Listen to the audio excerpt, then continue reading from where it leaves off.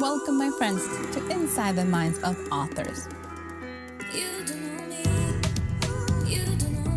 I'm DC Gomez, and I'm thrilled you're joining me today for a fun conversation with a passionate author. We're kicking off the program, like it's our tradition, with a short reading from the feature book.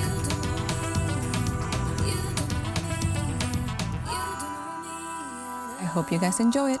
Let's get started. Hi, everyone. I'm Katie Williams, and I wrote The Mysteries of Woodland Academy, and I'm excited. This is my debut novel, The Mysteries of Woodland Academy, and it is a Christian-based story.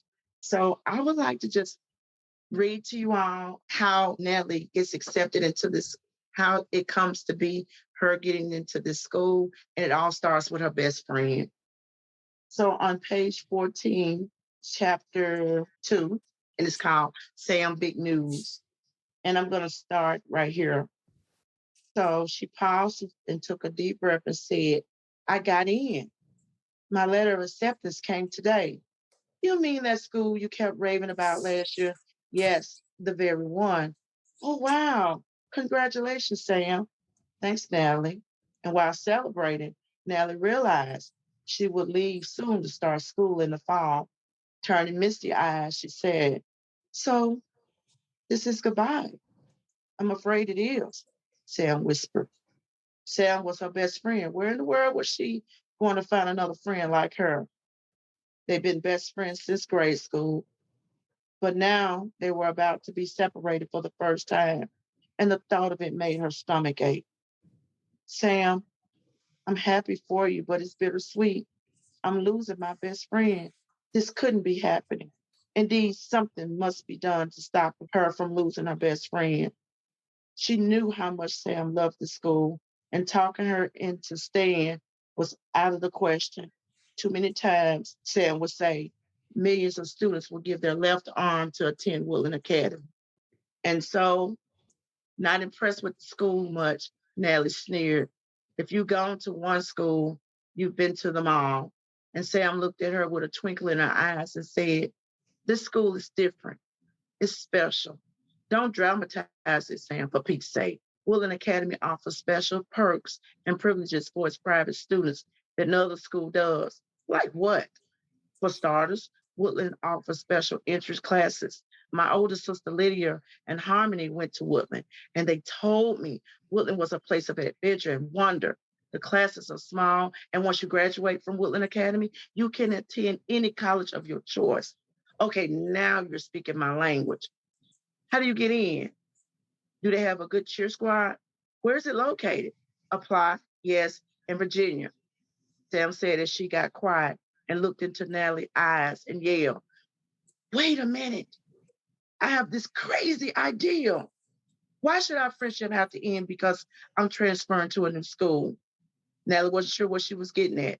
And as Sam leaped off the bed screaming, Come with me. Come where? To Woodland Academy. Oh, Sam, that's a brilliant idea. Do you think your parents will let you go? I mean, sure, I must convince them some, but it's an easy sell. I know my parents will let me go. It's a good preparatory school, right? Yes, it is, said Sam. My parents will not say no to any college of my choice after graduating from Woodland Academy on the table. I mean, it's a simple decision. And so, with that, this is how she comes to the school of Woodland Academy.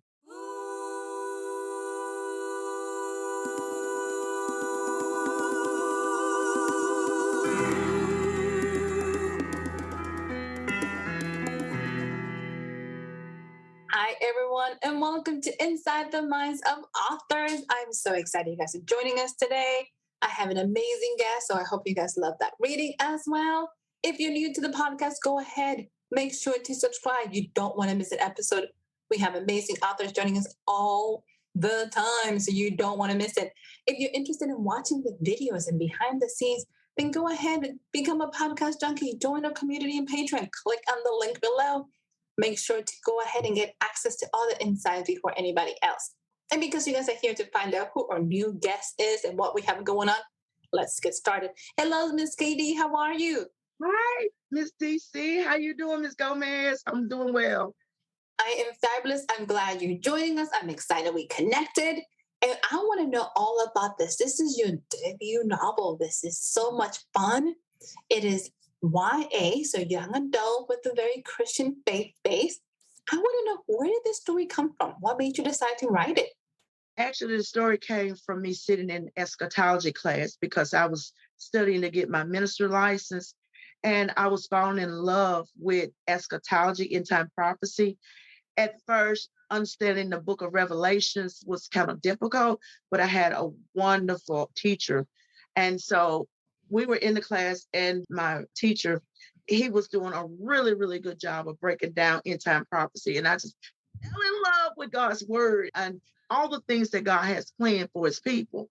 And I thought, how cool would it be for a girl to go to a school and fall in love or have an encounter with God and just fall in love with God and in a way that she wasn't looking to do so. That is a very fun and unexpected twist, because a lot of the times when you're looking at fantasy or you're looking young adults, we don't do a lot of the faith base. And when we're doing it, it always comes very much like our kids going to connect. So you took a different approach to it. How did this story develop that you were like, oh my God, let's do an academy? I write what I know. Okay. I once was a teacher and I was a language arts teacher and I taught reading. And so I thought about all the things I've done while teaching in my teaching career, but it was cut short because I got sick. But anyway, now I'm teaching through my stories, through my book now. And so that's how it came to be. I have a love for education, I have a love for kids. And so I wanted to do something to help children learn a little bit more about God and his plan for them. I love it. It's so much fun. And this story, what can we expect for our main character? What are you taking on this journey with her? Basically, she comes into this school with unbelief. And while there, she takes a leap of faith and lets God into her heart. And at the same time, she's trying to understand everything, the mysteries, the anomalies, the supernatural. She don't know if it's magic, if it's hocus pocus or whatever, but she's trying to understand all these things. And at the same time, she knows that there's something to this God business because she takes a leap of faith while there. I won't tell how she comes into taking that leap of faith. I want the readers to find that out. But she does take a leap of faith. And I take you on a journey of what that looks like for her.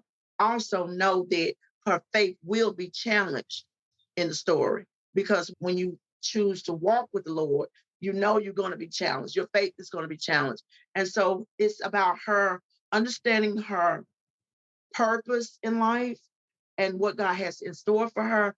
And also the fact that she has to defend her faith. So it's all about perseverance. How can she solve the mysteries of the school and yet get her parents to accept her faith at the same time before things take an interesting turn in the book?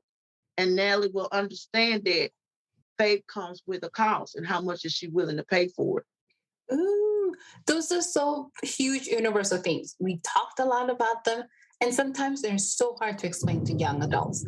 Like, how do you break it down for a child who's trying to figure out what their body's doing, and now you're having them question, "What is my faith? Wait, what faith?" So I love how you do it, and it's a great conversation starter. Thank you. Thank you. Well, I tried to tell it in a fun way where while she's there, she's learning. She has a regular curriculum. So it doesn't feel like anything foreign to her. But at the same time, there's so many things that she has to encounter to solve the mysteries of the school. There are some hurdles that she has to jump over. And so when readers read this story, they will be able to understand that, okay, this school is just like my school, but there's other things involved. You know what I mean? So it's this whole nother world they can go into at this school with her. And so they will see everything that Nellie goes through that they can relate to as well as they're growing up and as they grow up in school. She's just like your average teenage kid, but she's just at a school of wonder and enchantment. And she's trying to figure things out. And the more she tries to figure it out, it puts her at risk is at being expelled. And also it's life challenging as well.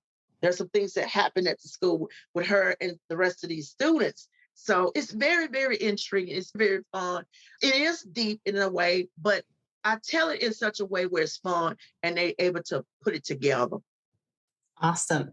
Was it hard for you to get in the mindset of a teenager again and switch gears from like, girl, don't do that. Like, this is what you need to do. How did you switch gears to that mindset of like, hey, young adult, and they don't listen? Well, writing the kids' characters was really, really fun. The most difficult thing I would have to say for me writing one of the characters was Nellie's father, because he doesn't want anything to do with God. I mean, seriously, writing from his point of view, because I love the Lord so much. And the things that he talk about and say in the book against God, that was really, really difficult. But the banter between the students, that was easy because I taught school. I know what they say to one another. Well, at least I think I know what they say. It changes so rapidly. That was kind of easy. I'm so glad you have so much fun. And it shows you're so excited about it. You have all this passion and you can't wait to share it.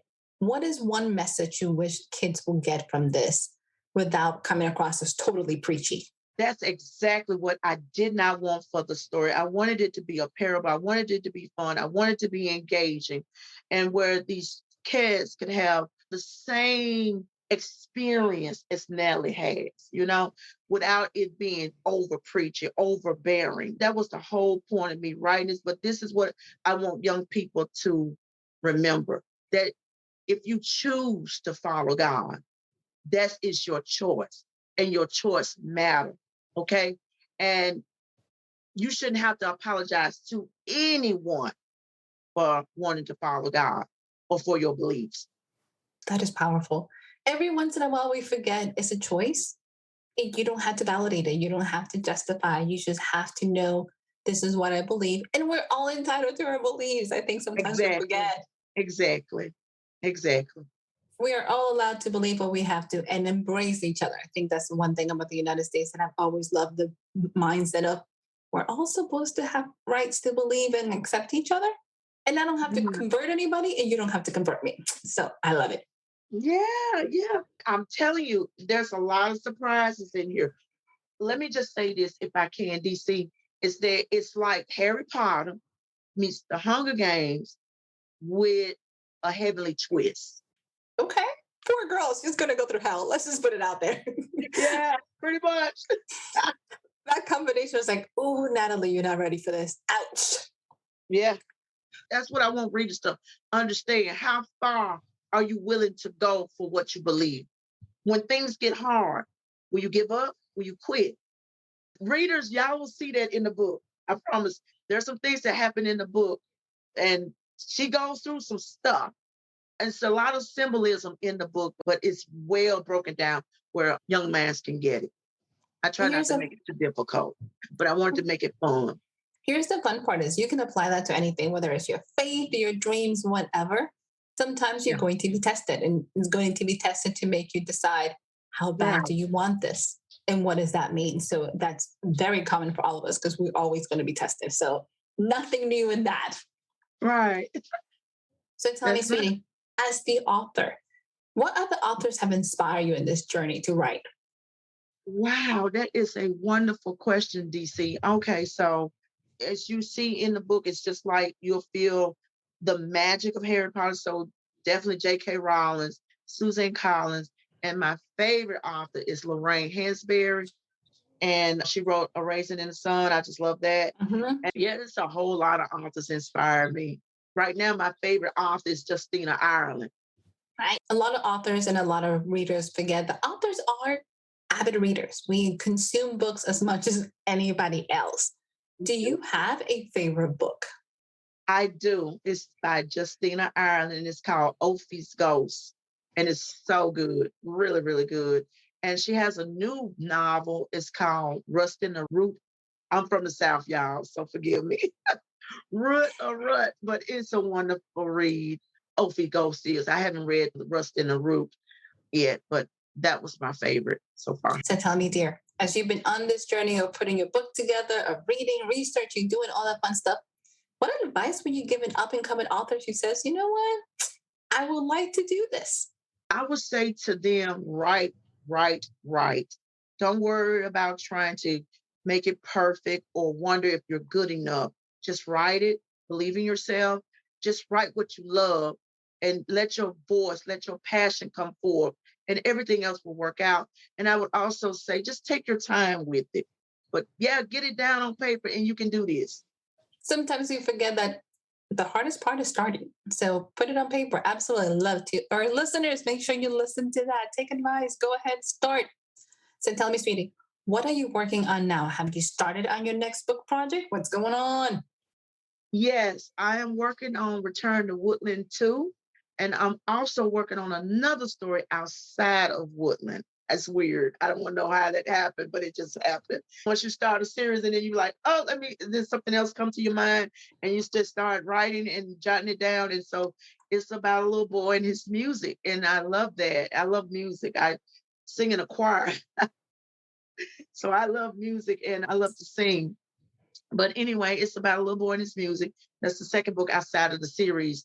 And of course, I'm working on Woodland Part 2. Do we have a time frame when the book 2 is coming? Because I was going to ask you if it was a standalone or a series, but you already told us. You have a time frame where you want that one coming out? I can't say yet because I'm still working on it, just trying to make sure I bring that same passion and love and what you got from the first book over to the second book. So I'm still figuring things out in my head, what I want to do with the next story. But I can tell you this, when you read Woodland Academy, there's a little snippet epilogue in the back that tells you what you can expect in the second book. So I did do that for my readers. Aw, you guys can go ahead and continue to get excited about the next chapters, excited about what is coming and all that fun stuff. But I'm still working on book 2. So I'm not sure when it will be ready yet. It's coming. That's all that matters. As you started this process of writing and publishing and doing all the fun things for your first book, what is one lesson you learned that you were like, I was not prepared for that? Ooh, that's a good question. One thing I can say is the Lord taught me patience when writing a book. You got to have patience and don't be in a rush to publish. That's one thing I've learned. Take your time with it. Just take your time with your writing because once you publish, it's published. You know what I mean? I would also say we authors, we feel like our work is never done. We always want to keep editing, editing, editing. But at some point, you do have to stop and just be okay with what you wrote. You know what I'm saying? And make sure it is what you want to say. And just take your time with it. Don't be in a hurry to publish. Just have fun with it. Every once in a while, we either wait too long because we're trying to make it perfect or we're rushing because we want to get it out. So it is finding this. Exactly. So it's about balance. I'm trying not to take myself too seriously as an author. I just want to have fun and just doing me. That's a beautiful way of doing it because that way you keep yourself very grounded and still enjoy it, or else you find yourself miserable trying to do it all. Exactly. Exactly.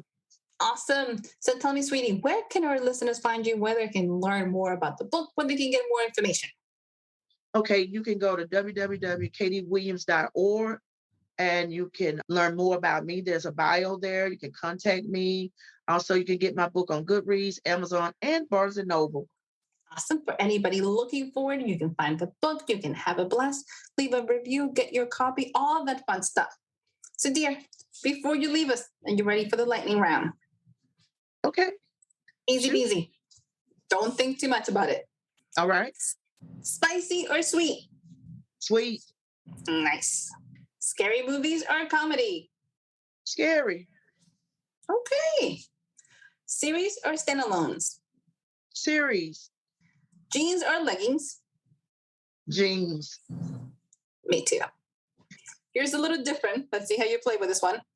If you could be any Disney princess, who would you be? Oh, that's a good question. Oh, okay. I think I would be Cinderella, Why? because I deal with a lot of spiritual warfare. And Cinderella, she dealt with those mean stepsisters treating her bad and the stepmom treating her bad. But through it all, she just remained sweet and kind and loving. And that's the way the Lord wants us to be. And in the end, you see that for her, just for her, just staying true to her beliefs, and good things does happen to good people when you just stay with the Lord. I'm always reverting it back to Christianity, you know that, DC. So Cinderella, because in the end, she got her prince, she was rewarded for her goodness. That is such a beautiful way to looking at it. That is so sweet. I'm like, oh, that is really nice. I like that very much. Thank Sweetie, you. it's been a pleasure having you on the show. Congratulations on the release. I'm super, super happy. Do you have any closing remarks for us? I would just say, just look up and live. No matter what we experience in this world, just look up and live and just stay positive.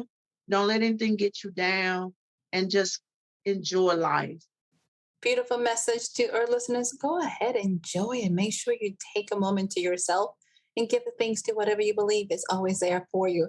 Miss Katie, thank you so much, dear. Congratulations again.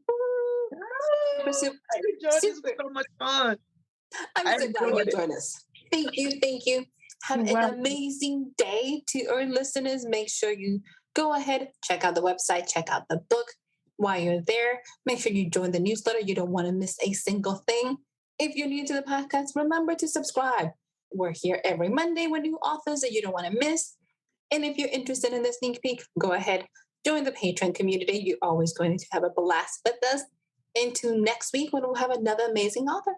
Bye, everyone.